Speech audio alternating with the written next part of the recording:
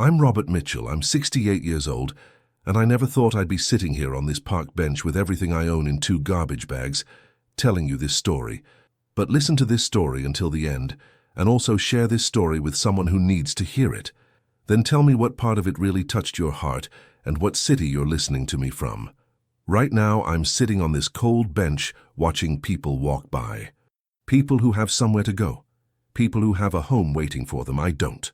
For 68 years I've lived in this world, and I never thought I'd end up like this. Alone, homeless, with nothing but the clothes on my back and these 2 bags I packed when my own flesh and blood threw me out like garbage. You know what hurts the most? It's not sitting here not knowing where I'm going to sleep tonight. It's not being hungry and counting the few dollars I have in my wallet. What hurts the most is remembering when that same daughter who kicked me out was a little girl. I remember when she was about 6 years old, she would climb on my shoulders and say, "Daddy, when I grow up, I want to take care of you like you take care of me." And I would tell her, "Of course, sweetheart. Everything I have will be yours someday." My wife Margaret, God rest her soul, always told me, "Robert, don't give that girl everything so easily. She needs to learn the value of things." But I didn't listen. I thought that by being generous with my daughter, she would be generous with me when it was my turn to need her. How wrong I was. Last Tuesday, everything was still normal. Well, not normal, but we were still acting like a family. Sarah came by my house to pick up some documents and had coffee with me. We talked about the weather, about her job at the law firm, about meaningless things. Everything seemed fine. Everything like we were a normal family. Thursday, she arrived at my house with a face I didn't recognize.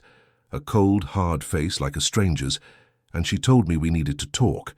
At first I thought maybe there were problems at work, or that her husband David was sick, or that my grandson Tommy had gotten in trouble at school.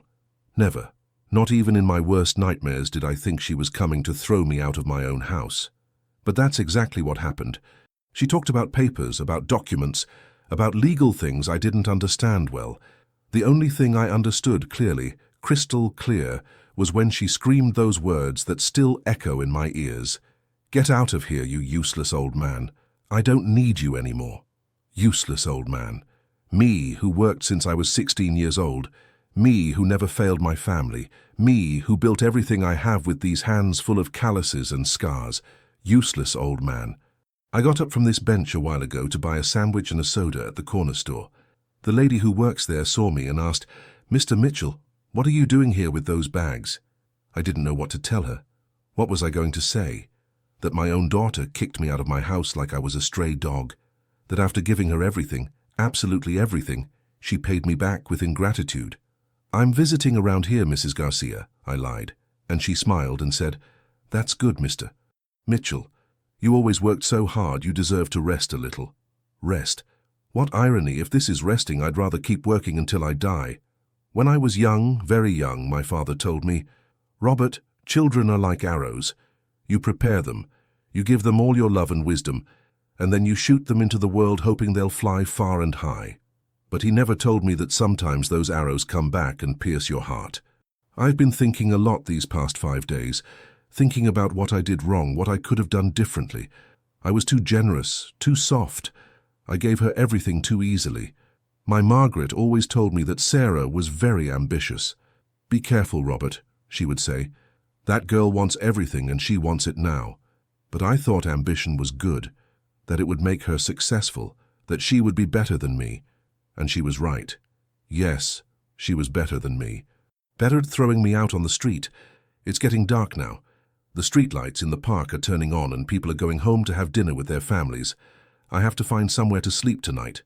Last night I slept on a bench in another park, but the police came and told me to move. I'm not a vagrant. Well, technically now I am, but all my life I was a hard-working, honest, good man. A man who raised his children with values, who never disrespected anyone, who always paid his debts. And what good did it do me? I see a man about my age walking by with his grandson holding his hand. The boy is telling him something excitedly, and the grandfather is listening with a smile. I remember my Tommy, my grandson who I won't be able to see grow up now, my grandson who probably won't even remember me when he's older. Sarah took that away from me too. Not satisfied with throwing me out of my house, She also took away my grandson. But you know what, daughter? There's something Sarah doesn't know, something my Margaret taught me before she died. She told me, Robert, in this life everything gets paid back. The good and the bad, everything comes back around. And I've been good all my life. Sarah thinks she's already won, that she's already defeated me. She thinks I'm a useless old man who's going to stay quiet and die alone on some street corner. She's very wrong. I'm not going to give up. I'm not going to stay quiet. And above all, I'm not going to die without her learning what it means to betray family. It's getting cold and I have to find somewhere to spend the night, but tomorrow will be another day. And tomorrow I'm going to start doing what I have to do. I woke up stiff as a board. I slept on a park bench covered with my old jacket and using one of the bags as a pillow. At my age, sleeping like that is like asking your body to complain all week. But I woke up with a clear idea in my head. I got up early, like I've always done all my life. The first lights of dawn were peeking through the park trees, and there were already ladies sweeping the sidewalks in front of their houses, hard-working people, like I always was. I walked to Mr. Rodriguez's little store, the one who sells coffee and pastries from 6 in the morning. I've known him for years. A good, honest man, one of the few left. Mr. Mitchell, what are you doing here so early with those bags? He asked with a worried look. I'm handling some business, Mr. Rodriguez, I told him. I didn't want to give explanations. Give me a coffee and a donut. He served me hot coffee and gave me the biggest donut he had. This one's on the house, Mr. Mitchell. You've always been very good to me. That's how good people are. They help you without asking too many questions, not like my own daughter. While I was having breakfast, I started remembering how all this began, because things don't happen overnight. This comes from way back since my Margaret got sick. My wife got sick with cancer 4 years ago. The doctors said she needed expensive treatment, very expensive. I had some savings, but they weren't enough. My construction business was doing well, but not well enough to come up with all that money at once. It was Sarah who suggested I take out a loan from the bank. Dad, she said, the house can be collateral. It's the easiest and fastest way. I didn't want to, but my Margaret was dying and needed that treatment urgently. I signed the papers without reading them carefully. I trusted my daughter. Mistake number 1. The treatment went well. My Margaret lived 2 more years, 2 beautiful years, where we could travel a little, talk a lot, remember the good times. It was worth every penny I spent. When she died, I was devastated. Devastated, but not broke. The business kept running. I paid off the loan completely in a year and a half, everything legal, everything current. But Sarah started to change. At first I thought it was normal. A young woman with ambitions, wanting to grow professionally.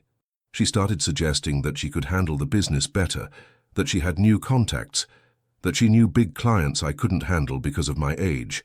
Dad, let me run the company now. You've worked enough, she would say. And I thought it was a daughter's love, that she was worried about me. Mistake number 2, 6 months ago I gave her everything. All the papers, all the contacts, all the equipment. Mitchell Construction Company. The business I built with my own hands since I was 25 years old, I gave it to her completely. It's yours, daughter. Take care of it like I took care of it, I told her the day we signed the transfer papers. She hugged me that day. She told me, "Thank you, Dad. You won't regret this." And I felt proud, happy to have a daughter I could leave something valuable to. Mistake number 3. The first months everything seemed normal. Sarah would come to the house to tell me how the business was going. She would consult me on some important decisions, ask for advice. I felt useful, necessary. But little by little she started to change. The visits became less frequent, the consultations became rare, and when I went to the office to see how things were going, Sarah would get annoyed. "Dad, don't worry about the business anymore. I handle everything," she would say. But her voice no longer sounded loving. It sounded annoyed. 2 months ago I found out she had hired a new accountant, a young guy, very well dressed, with a suit and tie. Nothing like Mr. Peterson, the accountant I'd had for 20 years. Mr. Peterson was honest, charged fairly, and never got me into trouble. "Why did you fire Mr. Peterson?" I asked Sarah. "Because I need someone more modern, Dad. Someone who understands the new laws, the new systems." I should have smelled that something was wrong there, but I didn't say anything. I thought it was her business, her decision. Mistake number 4. The new accountant turned out to be David's brother, Sarah's husband, And it also turned out that this guy had very creative ideas about how to handle the company's papers. 3 weeks ago, by chance, I ran into Mr. Peterson at the supermarket. He was buying groceries with his wife when I saw him. "Mr. Mitchell, how are you? I don't see you at the office anymore." "Well, you know, Mr. Peterson, Sarah is handling everything now." "Yes, I noticed when she fired me," he said, and his face got serious. "Mr. Mitchell, can I talk to you for a moment?" We sat at one of the tables at the taco stand on the corner. Mr. Peterson ordered 2 sodas and looked me straight in the eyes. "Mr. Mitchell, I don't want to get involved where I'm not called, but I think you should know some things. Tell me, Mr. Peterson. Sarah asked me to make some strange moves before firing me. Moves with the papers of your house." My blood froze. "What kind of moves?" "She wanted me to put the house as part of the company's assets permanently. I told her that couldn't be done just like that I needed your authorization. She got very angry and told me she was the owner now and could do whatever she wanted." "And what did you tell her?" "I told her no, Mr. Mitchell, that it wasn't legal without your consent. The next day she fired me." Mr. Peterson shook my hand before leaving. "Be careful, Mr. Mitchell. Your daughter is up to no good." That night I couldn't sleep. My head was spinning with what Mr. Peterson had told me, but I still didn't want to believe that my own daughter would betray me. What an idiot I was. Now, sitting here finishing this coffee that Mr. Rodriguez gave me, I understand everything. Sarah didn't throw me out of my house because of anger or family problems.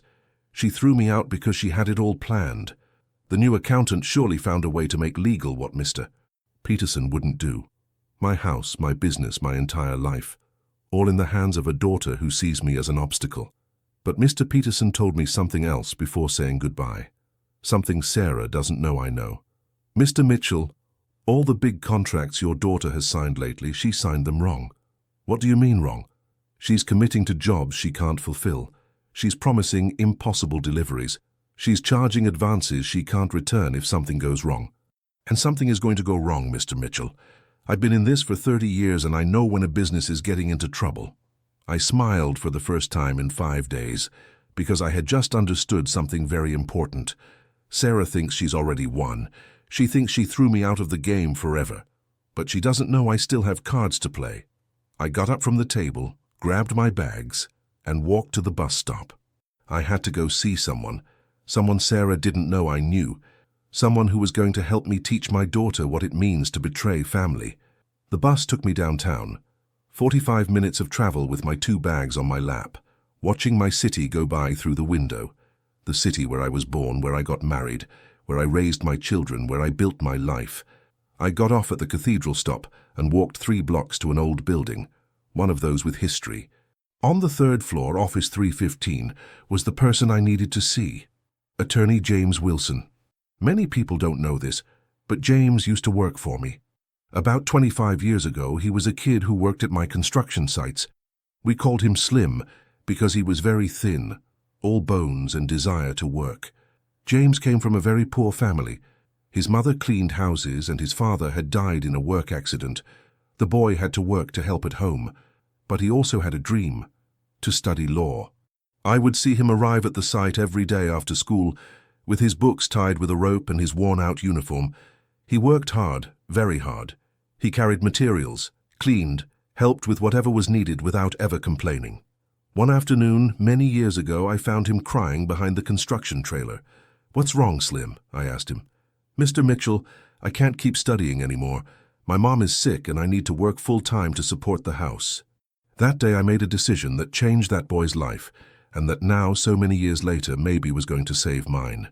"Slim," I told him, "you work for me half-day and study half-day. I'm going to pay you the same as working full-time, but with one condition. You have to finish your degree, and if you need extra money for books or whatever for school, you tell me." The boy's eyes filled with tears. "Mr. Mitchell, but that's not fair to you."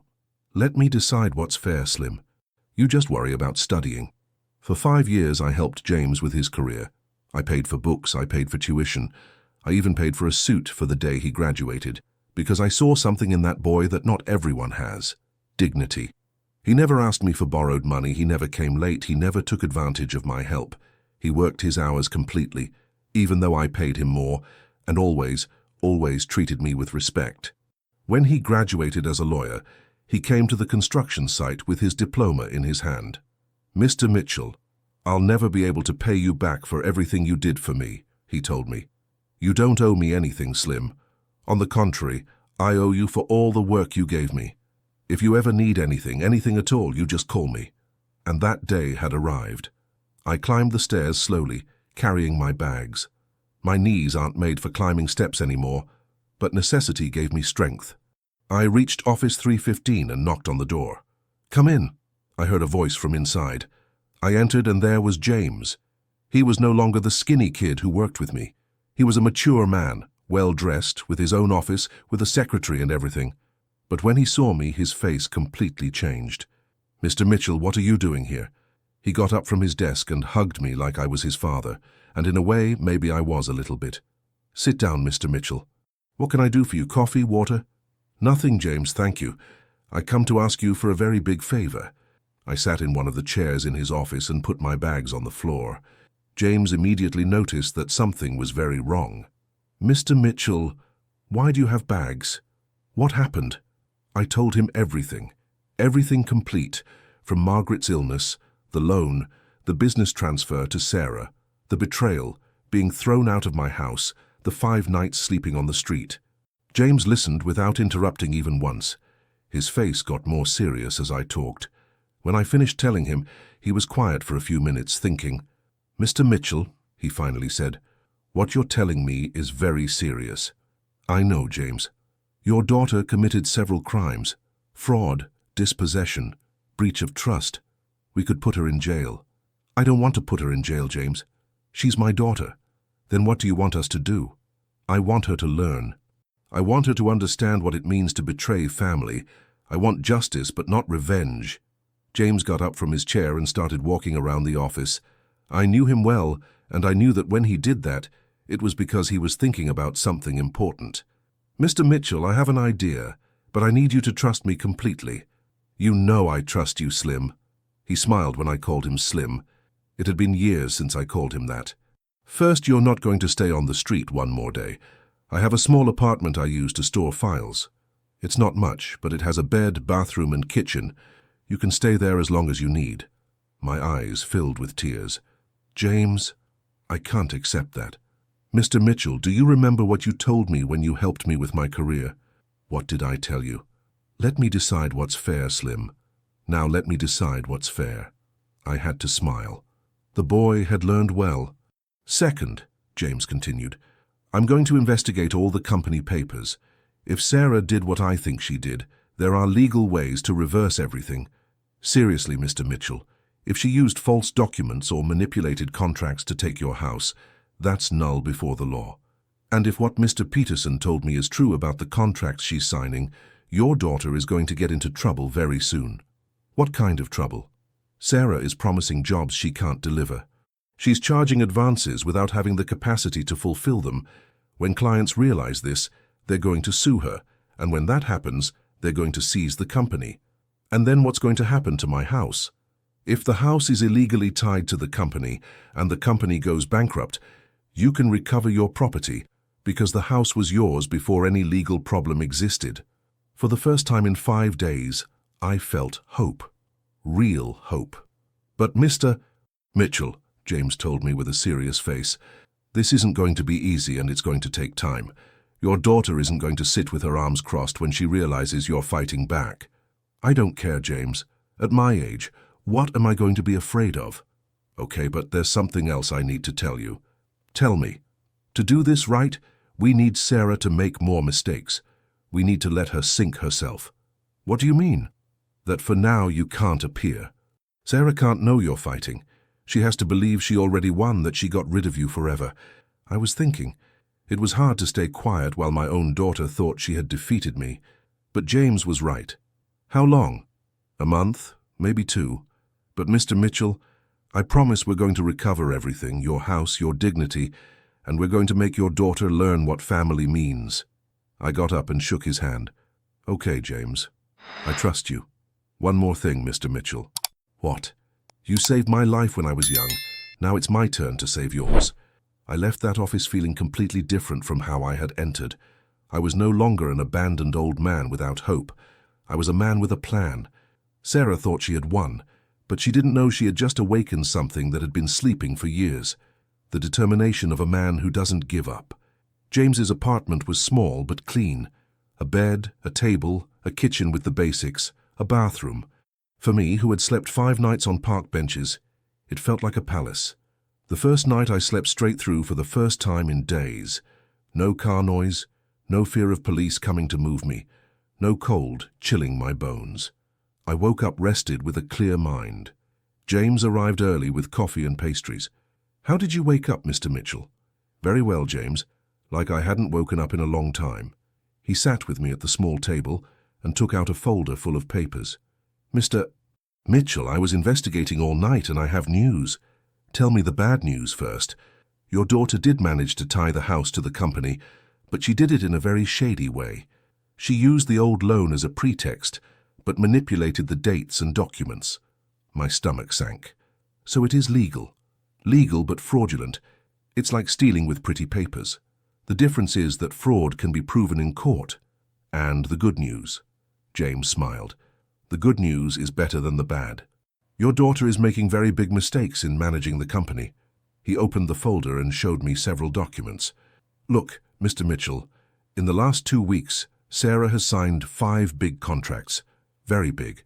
That's not good? Normally, yes, but these contracts are impossible to fulfill.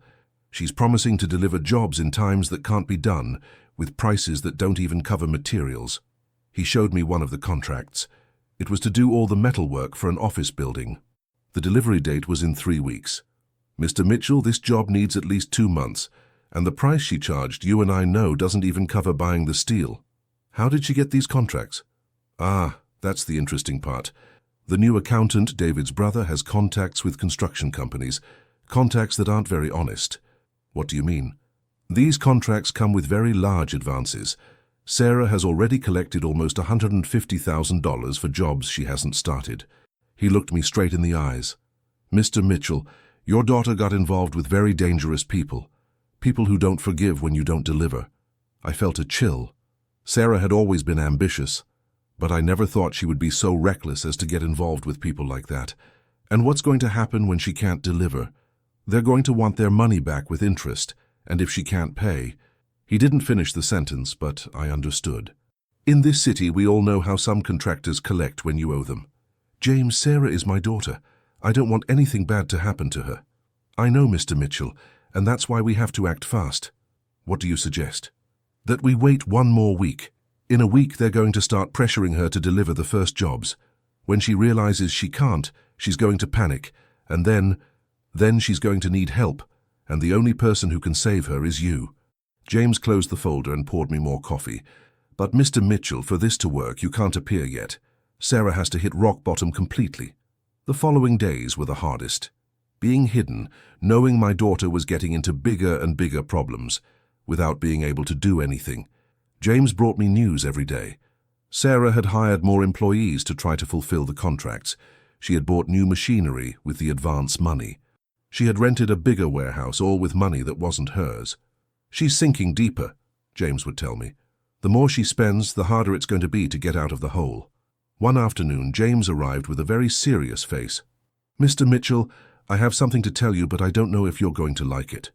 "Tell me, James." "Yesterday, I went to walk around your old neighborhood. I wanted to see how your house was doing. And Sarah already put the house up for sale. I felt like someone had punched me in the stomach. My house, the house where Sarah was born, where I raised my children, where I lived with my Margaret for 35 years. Did she already sell it?" "No, but there's already a sign outside, and according to a neighbor, several interested people have already come to see it." I was quiet for a long time. James respected my silence. "Mr. Mitchell," he said softly, "do you want us to continue with the plan? Because we're still in time to stop everything and look for another solution." I thought about it carefully. Sarah had not only thrown me out of my house, but now she wanted to sell it as if it were just anything, as if it had no history, memories, life. "We continue, James, but now I don't just want justice. I want her to learn." "Are you sure?" "Completely." The next day, James arrived very early. He had a smile I hadn't seen in weeks. "Mr. Mitchell, I think it's starting." "What's starting?" "The pressure. Yesterday afternoon, 3 men in a black truck went looking for Sarah at the office." "And what happened?" "According to one of the employees, they told her they needed to talk to her. They took her away for about half an hour. When she came back, she was pale and nervous." "Do you know what they told her?" "Not exactly, but the employee told me that Sarah came back screaming that everyone had to work faster, that everything had to be delivered on time no matter what." James took out his phone and showed me some photos. "And this is from this morning." They were photos of my old office. There were employees working from very early, material piled up everywhere, and Sarah in the middle of everything, looking desperate. "Your daughter is panicking, Mr. Mitchell. How much time do you think she can hold out?" "Little, very little. The contractors aren't patient when you owe them money." That night I couldn't sleep well. She was still my daughter. No matter how much she had betrayed me, I didn't want anything serious to happen to her, but I also knew that sometimes children need to fall to learn to value what they have. The next day, James arrived running. "Mr. Mitchell, I have urgent news." "What happened?" "Sarah went looking for Mr. Peterson." "Really?" "Yes, last night she went to his house. She begged him to come back to work with her, that she needed someone trustworthy to fix some problems with the contracts." "And what did Mr. Peterson tell her?" That he already had other clients and didn't want to get into problems." James sat down and looked me straight in the eyes. "Mr. Mitchell, your daughter is desperate, and when people are desperate, they do very stupid things." "Like what?" "Like looking for borrowed money from loan sharks, like trying to flee with the money that's left, like—" He didn't finish the sentence. "Like looking for her dad," I finished for him. "Exactly." James closed his folder and leaned back in his chair. "Mr. Mitchell, I think in less than a week your daughter is going to be knocking on your door. Well, on the door she thinks you have. And then? Then the hardest part of all this is going to start." "Which part?" "Deciding if you forgive her or let her learn the complete lesson." I was thinking about those words all night because I knew James was right. Soon I was going to have to decide what kind of father I wanted to be, the one who forgives everything, or the one who teaches that actions have consequences. I didn't have to wait a week. It was 4 days. James arrived that morning with the most serious face I had seen since all this started. "Mr. Mitchell, we need to talk urgently." "What happened, James?" He sat down and put his hands on the table, like when someone is going to give very serious news. "Your daughter is looking for you like crazy." "What do you mean she's looking for me?" "Since yesterday she went to ask about you at 4 different places. First she went to Mrs. Garcia at the little store, then to Mr. Rodriguez, the coffee guy. In the afternoon she went to your neighbor Mrs. Thompson's house, and this morning she went to the police station." My stomach knotted up. My neighbor Mrs. Thompson has known me for 30 years. If Sarah went to her, she's really desperate. "And what did she tell them?" "That she needed to find you urgently, that it was a family emergency." James took out his phone and showed me a text message. "Mrs. Garcia sent me this last night." The message said, "Attorney Wilson, Sarah Mitchell was asking about her father. She says she needs him urgently. She looked very worried and nervous. Mr. Mitchell, your daughter is in total panic." "Do you know what happened?" "Yes, yesterday was the first delivery day for one of the big contracts, the metal work for the shopping center, and she couldn't deliver. She not only couldn't deliver, but she hadn't even started the work. She had the materials, yes, but when she realized the real measurements, she realized she needed 3 times more steel than she had bought." James got up and started walking around the small room. "The people from the construction company went to the office in the afternoon. They didn't go alone, they went with their lawyers and their collectors." "What did they tell her?" "That she had 24 hours to deliver the complete work or to return the complete advance with interest." "How much money is that?" $45,000 that Sarah no longer has because she spent it on materials and paying the new employees." I was quiet, processing everything. My daughter, my own daughter, had gotten into a problem she couldn't solve alone. "And what else happened?" "Your daughter told them she needed more time, that she was going to get the money. The guys told her no, that the deal was very clear. Deliver or pay." James sat down again and looked me straight in the eyes. "Mr. Mitchell, when Sarah told them she didn't have the complete money, one of the guys told her something that made her go pale." "What did he tell her?" "He told her, 'Then you're going to have to get it, and I hope you have family who can help you because we don't play games.'" I felt a chill. I knew that type of threat. In this city, when the big contractors tell you that, they're not joking. And that's why she's looking for me. Exactly. Your daughter realized she made a very big mistake, and now she needs help. The only person who knows the business enough to get her out of the problem is you. I got up and started walking around the room. For the first time in days, I felt something strange. Pity for Sarah. Not pity like a proud father, but pity like you feel for someone who got into trouble because of their own stupidity. James, what would you do in my place? That decision isn't mine to make, Mr. Mitchell, but I can tell you what I think is going to happen. Tell me, if you don't appear, your daughter is going to try to solve this alone. She's going to look for borrowed money from loan sharks. She's going to sell whatever she can. She's going to do anything desperate. And if you appear, your daughter is going to ask for forgiveness. She's going to admit she was wrong. She's going to beg you to help her. But is she going to be sincere or just because she needs help? James was quiet for a moment. Mr. Mitchell, that's the question only you can answer when you see her. That afternoon, James went out to investigate more. I stayed in the apartment thinking. Sarah was 42 years old, and she still hadn't learned that family is respected. Around 6 in the evening, James came back running. Mr. Mitchell, your daughter just did something very stupid. What did she do? She went to look for borrowed money from Tony the Shark Marconi. Tony the Shark. Everyone in this city knows who Tony the Shark is. An older man who lends money fast, but charges interest that can ruin your life. How much did she ask for? $75,000. 75,000? What does she need so much for? To pay the first contract and have some money to start the other jobs. But Mr. Mitchell, Tony told her yes, but with one condition. Which one? That she put the construction company as collateral, and if she can't pay in a month, Tony keeps the complete business. I sat on the bed. Sarah was digging her own grave. And did she accept? Not yet. Tony told her to think about it until tomorrow. James sat next to me. Mr. Mitchell, if your daughter signs that paper, she's going to lose everything. Tony doesn't forgive, and the interest he charges is impossible to pay. How much does he charge? 15% monthly. 15% monthly. That meant that in a month, Sarah would have to pay $86,250. In 2 months, more than $99,000. It was impossible. James, I have to do something. What do you want to do? I can't let my daughter lose everything because of her stupidity.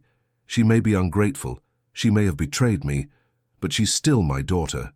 James nodded. I understand, Mr. Mitchell, but I also can't let her get out of this without learning anything. Then, I was thinking for a long time, Sarah had thrown me out of my house, had taken away my business, had treated me like garbage, but she was also the little girl I carried in my arms, the one I taught to ride a bike, the one I raised with love. James, do you think if I help her now she's really going to change? Honestly, Mr. Mitchell, I don't know. Some people learn from problems, others just learn to ask for help when they need it. And how can I know which one Sarah is? Let her hit rock bottom. Let her realize she lost everything because of her fault. And then, when she's completely broken, you appear. And if by then it's too late, Mr. Mitchell, sometimes it has to be too late for people to really learn. That night I didn't sleep at all. I spent it thinking about Sarah as a child, about Sarah as a teenager, about Sarah as an adult. At what point had she become someone capable of betraying her own father? And at what point had I become the type of father who allowed that to happen? At 5 in the morning, James arrived with coffee and fresh news. Mr. Mitchell, your daughter already made the decision. Which decision? She's not going to sign with Tony. I felt enormous relief. How do you know? Because instead of that, she did something different. What did she do? James looked at me with a sad smile. She put her house up for emergency sale, the house where she lives with David and Tommy.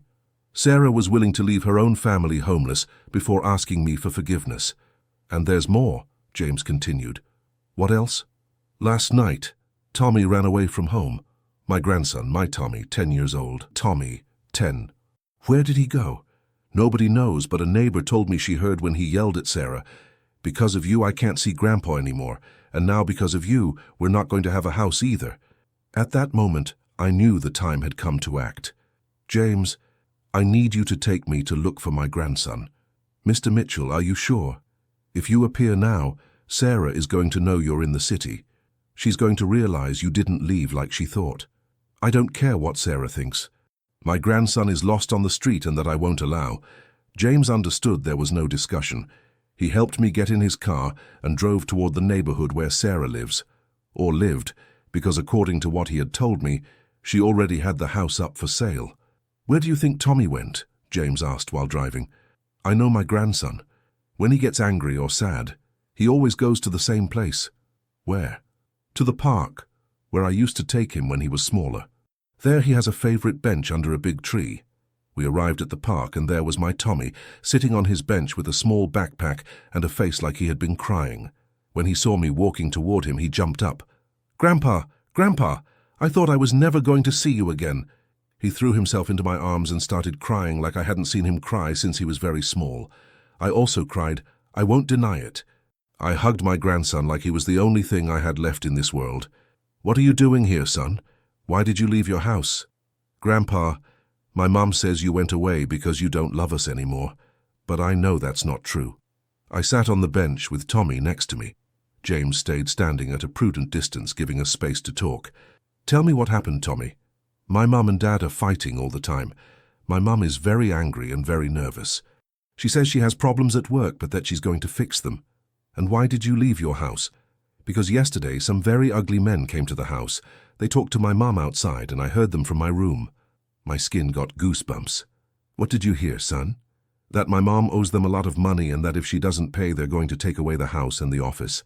Tommy looked at me with those innocent 10-year-old eyes, but with a sadness he shouldn't have at that age. "Grandpa, is it true that my mom threw you out of your house?" I didn't know what to answer. How do you explain to a child that his mother betrayed his grandfather? How do you tell him that adults sometimes do very bad things? "Yes, son, it's true." "Why?" "Because your mom thinks she doesn't need me anymore. She thinks she can do everything alone." "But that's wrong, Grandpa." "Very wrong." "Yes, Tommy, it's wrong." My grandson was quiet for a while thinking. Then he asked me something that broke my heart. "Grandpa, are you going to throw me out too when I'm older?" "Never, Tommy. I would never do that to you. You're my grandson. You're from my heart." "Then why did my mum throw you out if you're her dad?" What a difficult question.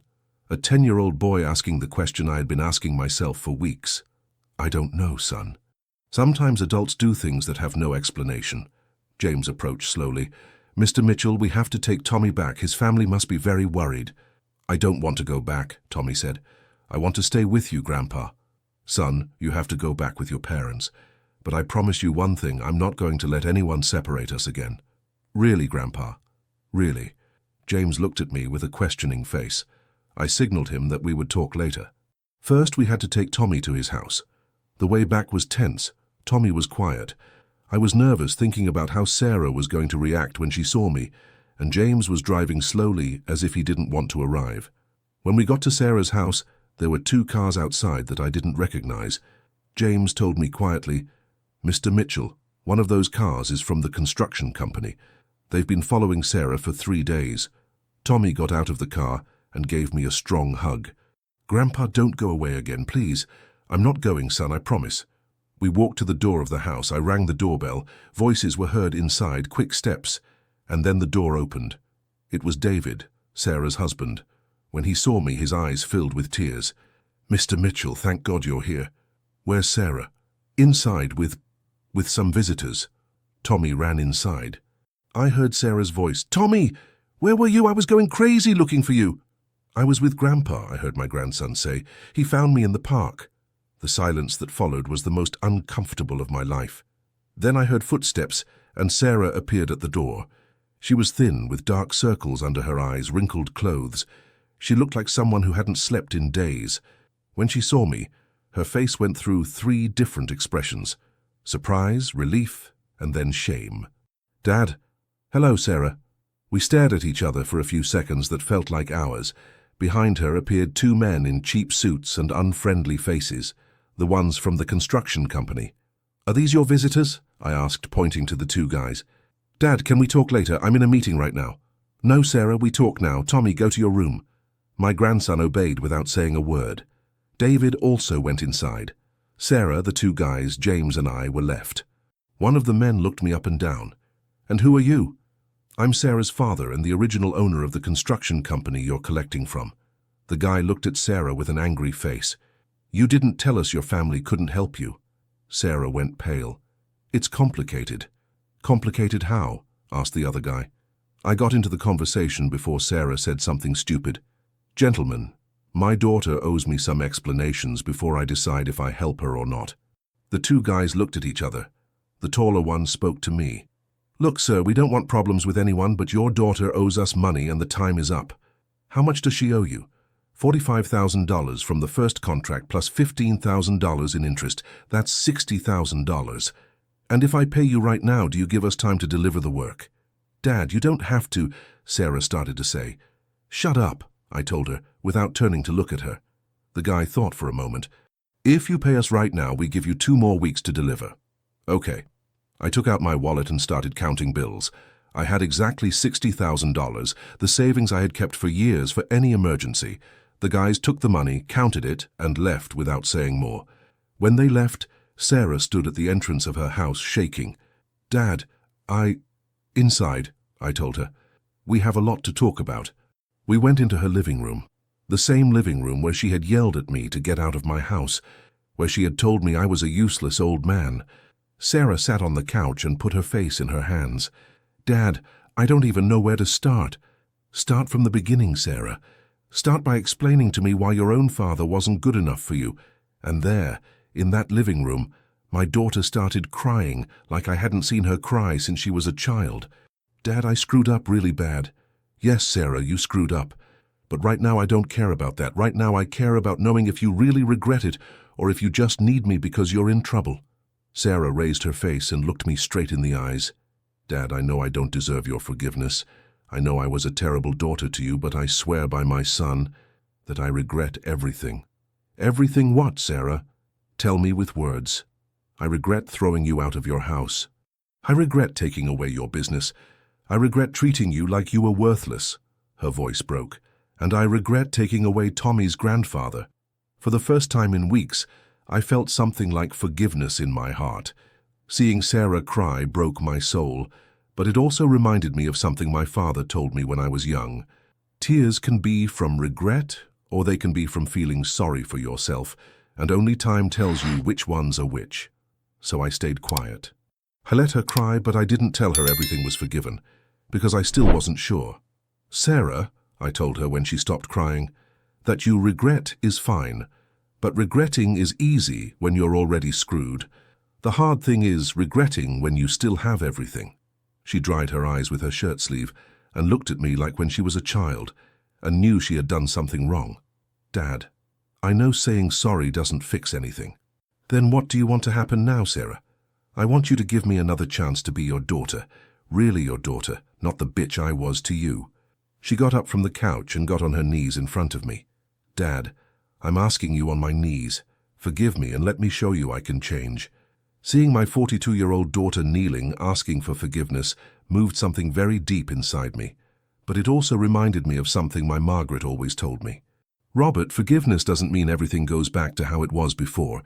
Forgiveness means you give a chance for things to be different." "Get up, Sarah.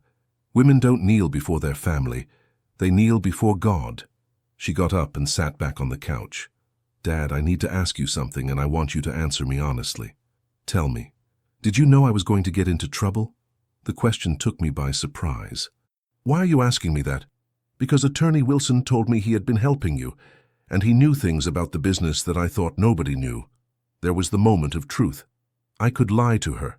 I could tell her everything was coincidence, or I could be honest with her like she was being with me. Yes, Sarah, I knew you were going to get into trouble." Her face completely changed. "And you let me sink." "I let you learn." "Learn what, Dad?" "To value what you have. To understand that family isn't used when convenient and thrown away when it's not. To know that decisions have consequences." Sarah was quiet for a long time, thinking, processing. "Dad, you planned all this." "I didn't plan anything, Sarah. I didn't force you to sign contracts you couldn't fulfill. I didn't force you to get involved with dangerous people. I didn't force you to put your house up for sale. I got up and walked to the window. Outside, I could see the "for sale" sign in her front yard. The only thing I did was not save you when you made bad decisions, because all my life I was saving you from the consequences of your actions. Do you remember when you failed the year in high school because you preferred to hang out with your friends instead of studying? I went to talk to the principal. I begged him to give you another chance. I even paid for extra classes so you could pass. Sarah nodded. Do you remember when you crashed the car because you were driving drunk? I paid for the damages, talked to the other family, took responsibility for everything so they wouldn't sue you. Yes, I remember. Do you remember when your first business failed because you spent the money on parties instead of paying suppliers? I sold the land I had bought for my retirement to pay your debts. With each example I gave her, Sarah got paler. Dad, I didn't remember all that. Of course you didn't remember, because you never had to pay the consequences. Your dad was always there to fix your problems. I went back to the couch and sat in front of her. That's why, when you threw me out of my house like I was garbage, I decided this time I wasn't going to save you. This time you were going to learn what it cost to treat family badly. And I learned, Dad. I swear I learned. What did you learn, Sarah? Tell me in your words. She took her time to answer. I learned that without family you have nothing. I learned that respect isn't demanded, it's earned. I learned that being ambitious is fine, but being ungrateful is wrong. She paused. And I learned that my dad isn't a useless old man. He's the smartest man I know. Those words reached my heart, but I still had doubts. Sarah, all that sounds very nice, but words are cheap. What's going to convince me are facts. What do you want me to do, Dad? First, I want my house back, legally, cleanly, as it should be. I already talked to the new accountant. Tomorrow we're going to do the papers to give it back to you. Second, I want you to fix the mess you made with the business, without my help. You got into this problem, you fix it. Sarah looked scared. Dad, but I don't know how. Then learn. Ask, investigate, work, do whatever you have to do, but by yourself. And if I can't, then you lose the business and learn what it means to start from zero like I started. But Dad, it's 2 weeks, it's not enough time. Well, you're going to have to work faster and smarter, like I worked all my life, Sarah was thinking. And if I manage it, if I fix all this problem, if you manage it, we're going to talk about how we can work together again. As partners, as family. Would you really give me another chance? Sarah, you're always going to be my daughter. But being my daughter doesn't mean you can treat me badly. The next time you disrespect me, the next time you forget what family means, there won't be a third chance. At that moment, David came into the living room. He looked nervous, like he didn't know if he could speak. Mr. Mitchell, can I tell you something? Of course, David, tell me. I tried to tell Sarah not to throw you out of your house. I told her it was wrong that you were her father and had given everything for her. I looked at Sarah. Is that true? Yes, Dad. David told me it was stupid, but I was very angry, very crazy with power. And why were you angry with me, Sarah? What did I do to deserve you throwing me out? Nothing, Dad. You didn't do anything to me, I think. I was angry with myself for not being as good as you in the business, for not having your respect with clients, for not knowing how to do things like you did them. And so why did you get angry with me instead of asking me to teach you? Because of pride, Dad. Pride blinded me. David sat next to Sarah. Mr. Mitchell, these days have been the worst of my life. Seeing Sarah desperate, seeing Tommy sad because he couldn't see his grandfather, seeing how our family was falling apart because of my wife's mistakes. His voice broke a little. I begged Sarah to go look for you, to ask for forgiveness, to fix things. But she said you would never forgive her. And what do you think, David? Do you think Sarah really changed? Honestly, Mr. Mitchell, I think she got scared. She got very scared when she realized she could lose everything, but I also think she realized what she had lost when she threw you out. I looked at Sarah. Is that true? Did you get scared, or did you regret? Both things, Dad. I got scared when I saw I could lose the business, the house, everything, but I regretted when I saw Tommy cry because he couldn't see you. That's when I realized I hadn't just hurt you, but the whole family. She stood up and walked to where I was. Dad, if you give me this chance, I promise things are going to be different. Not just between you and me, but in the whole family. What do you mean? I want Tommy to grow up seeing that in this family we respect each other, we take care of each other, we support each other. I want him to know what it means to have a grandfather who loves him and will always be there for him. And if I die, Sarah, are you going to teach Tommy to remember me with respect? I'm going to teach him to honor your memory like you deserve, and I'm going to tell him all the good things you did for me, all the times you saved me, all the lessons you taught me. For the first time since this whole problem started, I felt my daughter was speaking from the heart, not just from desperation. Okay, Sarah, I'm going to give you this chance, but with conditions. The conditions are these, Sarah, I told her while I settled on the couch. First condition, you have 2 weeks to fix all the contracts you signed, without my direct help. I can advise you if you ask me, but you do the work. Sarah nodded nervously. Second condition, when you fix this problem, we're going to work together in the business, but as partners. You're no longer my employee who does what I tell her, and I'm no longer the dad who fixes your problems. We're two adults working together with respect. Yes, Dad, that seems fair to me. Third condition, Tommy comes to my house every weekend without exceptions, without excuses, without, "Oh, Dad, we have plans this weekend." Grandfathers are also part of grandchildren's lives. David smiled for the first time since I had arrived. That seems perfect to us, Mr. Mitchell. And fourth condition, the most important of all. I stood up and stood in front of Sarah. The next time you disrespect me, the next time you forget I'm your father, the next time you think you can treat me like garbage, it's over forever. Do you understand? Forever. I understand, Dad. I give you my word. Your word isn't enough for me anymore, Sarah. What's enough for me are your actions. I headed toward the door. James is waiting for me outside. Tomorrow you start working on solving the problem. I'm going to stay in the attorney's apartment until I get my house back. Dad, wait, Sarah told me. What? How am I going to handle the contracts? I really don't know where to start. Do you remember Mr. Peterson?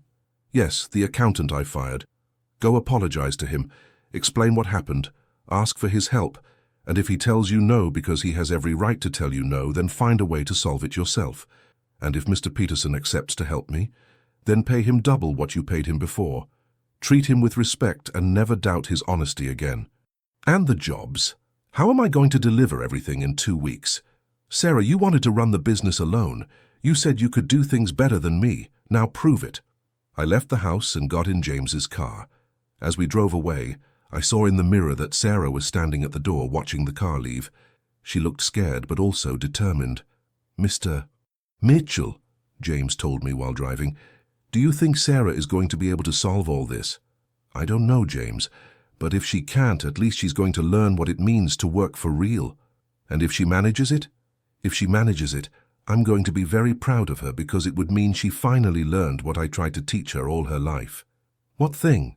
That hard work and responsibility aren't punishments. They're the tools you need to build a dignified life. The following days were strange for me. For the first time in weeks, I wasn't worried about Sarah 24 hours a day, but I wasn't completely calm either. It was like having a daughter learning to walk. You know she has to fall sometimes, but you can't help worrying. James brought me news every day. Sarah went to look for Mr. Peterson, he told me on the second day. And what happened? Mr. Peterson closed the door in her face. Really? Yes, but Sarah didn't give up. She stayed waiting outside Mr. Peterson's house until he came out. And then Sarah got on her knees in front of Mr. Peterson in the middle of the street and asked for forgiveness in front of all the neighbors. I wanted to smile. Sarah was learning that pride sometimes has to be swallowed when you make serious mistakes. Did Mr. Peterson forgive her? He told her he was going to think about it, to give him a day to decide. The next day, James arrived with more news. Mr. Peterson accepted to help Sarah, with conditions. Yes, he told her he was going to work with her, but that he wasn't going to tolerate any disrespect, and that if Sarah treated him badly again, he was leaving forever. And Sarah, what did she say?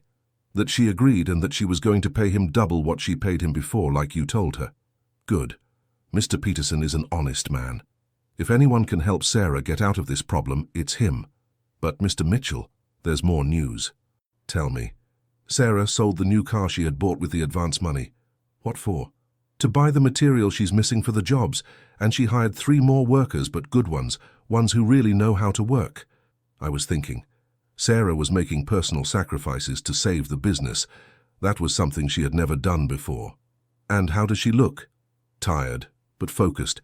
She's working from 6 in the morning until 10 at night. And David, how is he? Supporting her. He's bringing her food to the office, helping with the papers, taking care of Tommy. And Tommy asks about you every day. He told his mom he wants to come see you. Tell David that Saturday he can bring Tommy to the apartment. The 5th day, James arrived with a worried face. Mr. Mitchell, I think we have a problem.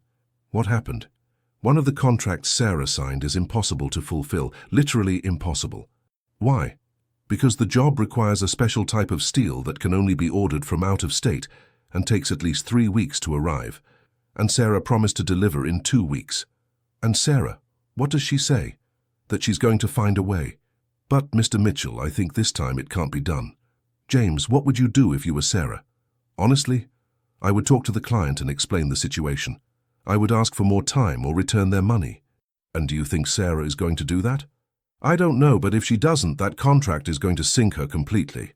That night, I couldn't sleep well. My daughter was facing her first real test of character. Was she going to be honest with the client, even though that meant admitting she had made a mistake, or was she going to try to cheat to get out of the problem? The next day, James arrived early with news. Mr. Mitchell, your daughter did something I didn't expect. What did she do? She went personally to the client with the impossible contract. She explained the whole situation, asked for forgiveness for having accepted a job she couldn't do, and returned all the advance money. I felt a pride I hadn't felt in years. Sarah had chosen honesty over money. She had chosen to do the right thing even though it cost her. All the advance? All of it, down to the last penny. She told him she preferred to lose money rather than cheat a client. And the client, what did he say? He was surprised. He told Sarah that in 25 years of construction, he had never seen a contractor voluntarily return money. And then he told her that when Sarah could do the job, to look for him, that an honest person would always have work with him. And how is Sarah with money now? Tight, but Mr. Peterson helped her reorganize everything. They're going to be able to fulfill the other contracts, but they're going to have to work day and night. And is she willing to do it? Mr. Mitchell, your daughter is working like I never saw her work. Yesterday I saw her welding until 11 at night with her hands full of blisters. Blisters? Yes. It's been so long since she worked with her hands that she forgot what real work feels like. The 8th day, James arrived with the best news I had heard in weeks. Mr. Mitchell, I think Sarah is going to make it. Really? Mr. Peterson told me that if they keep working at the pace they're going to be able to deliver all the jobs on time. It's not going to be easy, and they're not going to make much money, but they're going to fulfill their commitments. I was quiet for a moment, feeling something I didn't know if it was pride or relief. James, I want you to do something for me. Whatever you say. I want you to go to the office and tell Sarah that her father is proud of her. Don't you want to go yourself? No, she still has a week left. If she's going to learn to be responsible, she has to finish what she started without her dad there cheering her on. And if she doesn't make it in the last week, then I'm going to be there to help her get up and start again because that's what dads do. We're there when our children really need us. James smiled. Mr. Mitchell, you're a very wise father. No, James. I'm just a father who took too long to understand that sometimes you have to let children fall so they learn to walk. Day 14 arrived faster than I expected. James arrived at the apartment very early with coffee and pastries, but also with a face that worried me. Mr. Mitchell, today is the last day, he told me while sitting at the small table. And how are things going? Good and bad. Explain that to me. Good, because Sarah managed to finish almost all the jobs. Bad because she's missing one, the biggest of all. Which one? The metalwork for the new office building. It's an enormous job, Mr. Mitchell, 30 pieces of structural steel, each one 15 feet long, and she's missing 5 pieces. Why is she missing 5? Because one of the new workers she hired turned out to be unreliable. He didn't show up for work 3 days in a row and ruined part of the work. Sarah had to fire him, but she had already lost valuable time. I was quiet drinking my coffee. What time do they have to deliver? At 5 in the afternoon, the people from the office building were very clear. If everything isn't ready by 5, the contract is cancelled and she has to return all the money. And how much money is that? $85,000, money Sarah already spent on materials and salaries. And if she can't pay, Mr. Mitchell, If Sarah doesn't deliver today, she goes completely bankrupt. She loses the office, she loses everything. James looked me straight in the eyes. Mr. Mitchell, your daughter is 5 hours away from losing everything. Are you going to go help her, or are you going to let her sink? It was the question I had been asking myself all week. Sarah had shown she could work, that she could be honest, that she could change. But what happened if, despite all that, she couldn't get ahead? James, take me to the office. When we arrived, I found a scene I didn't expect. Sarah was there, yes, working like crazy on one of the missing pieces, but she wasn't alone. Mr. Peterson was there helping her with measurements. 2 of the old office employees, ones I had known for years, were welding another piece. And David was there with Tommy bringing water and food to everyone. What's happening here? I asked Mr. Peterson. Mr. Mitchell, these guys came on their own. Sarah didn't ask them to come. They just showed up this morning. Why? Because according to what they told me, you always treated them with respect when you managed the office. And they said that if Sarah was your daughter, she deserved a chance. Sarah saw me and stopped working. She approached with her face sweaty and her hands black with grease. Dad, I didn't expect to see you here. How are you doing, Sarah? Bad, Dad. Very bad. I don't think I'm going to make it in time. She looked tired, defeated. How many pieces are you missing? 2 complete ones and 1 to finish. I looked at the clock. It was noon. 5 hours for 3 pieces. It was possible, but it was going to be very tight. Sarah, I told her, do you want my help? Would you give it? It depends on what. On you answering me a question with total honesty. Tell me, if I help you right now and we manage to deliver everything on time, are you going to think that once again your dad came to save you, or are you going to understand that this is teamwork? Sarah thought for a moment. Dad, if you help me right now, I'm going to understand that it's not because I can't do it alone. It's because in family businesses, family works together. Are you sure? I'm sure.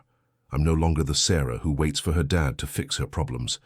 I'm the Sarah who works together with her dad to fix the family's problems. I took off my jacket and rolled up my sleeves. Then let's work. For the next 5 hours we worked like we hadn't worked together in years. Sarah and I welding, Mr. Peterson measuring and cutting, the employees sanding and painting, David organizing tools, and Tommy helping with whatever he could. At 4:30 in the afternoon, we finished the last piece. All perfect, all the exact size, all ready to install. Sarah wiped her hands with a rag and looked at me. Dad, we did it. You did it, Sarah. I just helped you with the final part. No, Dad. We did it together, like it should be. At 5 o'clock sharp, the people from the office building arrived to pick up the pieces. They inspected them one by one, measured them, tested them. Perfect, said the boss. Excellent work. Here's your check. Sarah took the check, but before putting it away, she showed it to me. Dad, is this yours too? No, Sarah. You did the work. You keep the money. Dad, I want to propose something to you. Tell me, that we be real partners in the business. 50-50. You put in the experience. I put in the desire to work.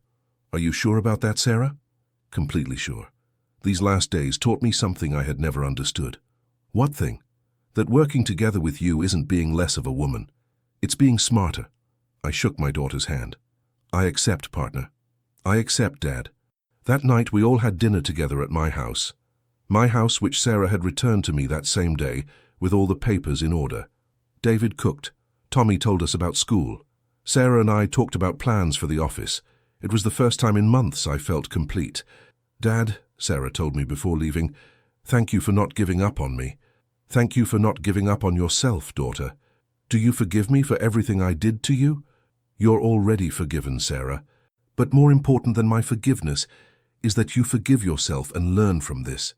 I learned, Dad. I learned that family is the most important thing, and that respect isn't inherited, it's earned every day. I hugged her tight like I hadn't hugged her since she was a child. My daughter had returned, not the same as before, but a better one. Now, 6 months later, I'm sitting in my house in my living room, watching through the window as Tommy plays in the yard with a puppy I gave him last week. Sarah and David come to lunch every Sunday, and Saturdays, Tommy stays with me, like we agreed. Things aren't perfect, but they're good. And sometimes good is better than perfect. The business is growing again. Sarah and I work together every day, but no longer as father and daughter where one commands and the other obeys. We work as partners, as two people who respect each other mutually. She contributes new ideas, energy, desire to grow. I contribute experience, contacts, the wisdom that years give. And when we don't agree on something, we sit down to talk like adults until we find a solution that works for both of us. Last week, a new client came to the office, an older man about my age, who wanted some railings for his house. While Sarah took his measurements, the man asked me, "Are you the father?" "Yes, sir. I'm the father and the partner." "You can tell," he told me. "You can tell you respect each other. My daughter has never respected me like that." I stayed quiet because I remembered that 6 months ago I could have said the same about Sarah. When the man left, Sarah approached me. "Dad, do you think that man has problems with his daughter?" "Probably, Sarah, but every family is different. What would you advise him?" "Not to give up. That sometimes children need to fall very hard to learn what family is worth." Sarah was thinking. "Do you think I already learned?" "I think you're learning every day, and that's what's important. Mr. Peterson still works with us. In fact, now he's part of the family. Wednesdays he has dinner with us, and Tommy already calls him Uncle Peterson. James also comes often. He was the one who saved me when I needed it most. And now he's like a brother to me. That's how families are built, not just with blood but with loyalty and affection. The other day I was organizing some papers and found an old photo of when Sarah was about 8 years old. She was in the office with me, with her little face dirty and a huge smile. On the back I had written, "For the best dad in the world." I showed it to Sarah. "Do you remember when you wrote this?" "Yes, I remember." "Dad, do you still think the same?" "Now I think you're not the best dad in the world." My heart sank for a second. "I think you're the best dad I could have had." That answer I liked more than the original because it means Sarah understands that being a good father isn't being perfect. It's being there when your family needs you. It's teaching by example. It's knowing when to help and when to let them learn alone. A month ago we went to visit my Margaret's grave. Sarah, David, Tommy and I. We brought her fresh flowers and told her how things were going. "Margaret," I told her, "your daughter learned. She's no longer the spoiled child who always expected me to fix her problems. Now she's a real woman." Sarah started crying. "Mum, forgive me for being so ungrateful. Forgive me for treating Dad badly." Tommy put his hand on her shoulder. "Mum, don't cry anymore. Grandpa already forgave you, and I'm sure Grandma did too." That afternoon, when we returned from the grave, Sarah asked me something that surprised me. "Dad, what's going to happen to the business when you're not here anymore?" "Why are you asking me that?"